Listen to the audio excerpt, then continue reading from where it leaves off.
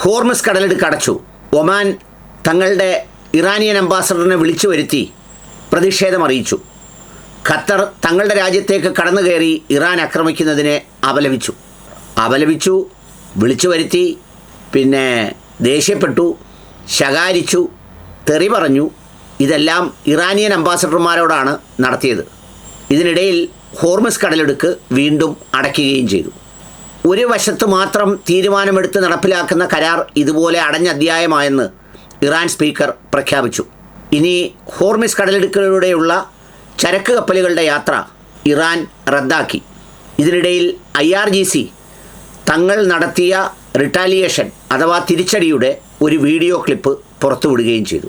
അവരാ സന്ദേശത്തിലൂടെ തങ്ങളും തിരിച്ചടിച്ചു എന്നാണ് പറഞ്ഞിരിക്കുന്നത്. ഈ ആഴ്ചയിലെ 3-ാം തവണത്തെ ആക്രമണത്തിന് ശേഷമാണ് ഇറാൻ ഇത്തരമൊരു പ്രത്യാക്രമണം നടത്തിയത്.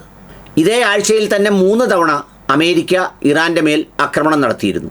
അത് പല സ്ഥലത്തും പല രീതിയിലുമാണ് നടത്തിയത്. അതിനുശേഷം 3-ാം റൗണ്ട് ആക്രമണം പൂർത്തിയാകുമ്പോൾ അവരുടെ ആയത്തുള്ള ഖാംനെയിയുടെ ഖബറടക്കമൊക്കെ കഴിഞ്ഞ് തിരിച്ചടിക്കാൻ തങ്ങൾ സജ്ജരായി എന്ന് പറഞ്ഞതിന് ശേഷമാണ് തിരിച്ചടി നടത്തിയത്.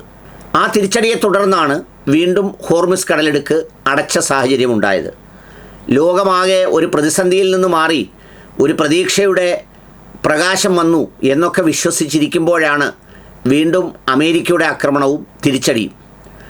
MOUവിലെ ക്ലോസ് നമ്പർ 5 പ്രകാരം ഹോർമസ് കടലിടുക്ക് അതിൻ്റെ തൽസ്ഥിതി തുടരണം എന്ന് പറഞ്ഞ നിയന്ത്രണം അത് അതുപോലെ തന്നെ തങ്ങൾക്കുണ്ടെന്ന് അവകാശപ്പെട്ടാണ് ഇറാൻ അത് ലംഘിക്കുന്നവർക്ക് നേരെ ആക്രമണം നടത്തിയത്.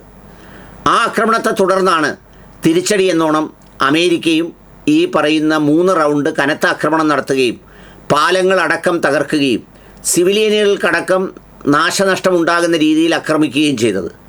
പിന്നീടാണ് ഇറാൻ തിരിച്ചടിച്ചതും ഇപ്പോൾ ഹോർമസ് കടലിടുക്ക് അടച്ചിരിക്കുന്നതും.